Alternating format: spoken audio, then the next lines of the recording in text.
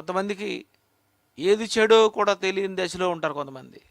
కొంతమందికి మంచి తెలిసినా అది సరిగ్గా ఉపయోగించుకోరు.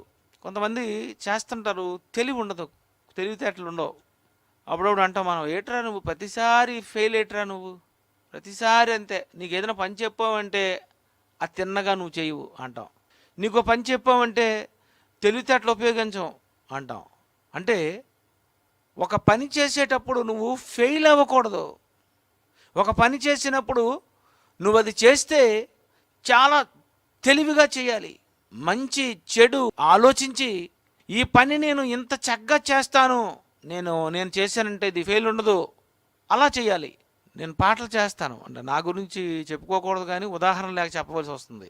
బాగా చేస్తాను, మ్యూజిక్ బాగుంటుంది, రచన బాగుంటుంది, స్వరకల్పన బాగుంటుంది, అన్ని రకాలుగా నేను ఆలోచిస్తాను. కొంతమందిని అడుగుతాను, బాగుందా బాగాలేదా, ఇంకేమైనా చెయ్యాలా, లేకపోతే ఏమనిపించింది, ఏముంది అని. రిలీజ్కి ముందు చాలామంది వింటారు అని, బాగుందని, ఇంకేం తప్పులు ఏమీ లేవు అంటే.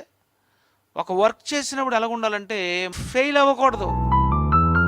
ప్రభు యేసులా పని చేయుము, సాతాను శోధిస్తే ఎదురించుము, లోకాశలే కలిగించిన వాక్యానికే నీవు తలదించుము.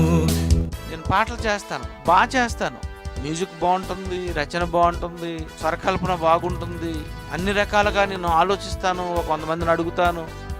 ఒక వర్క్ చేసినప్పుడు ఎలా ఉండాలంటే ఫెయిల్ అవ్వకూడదు.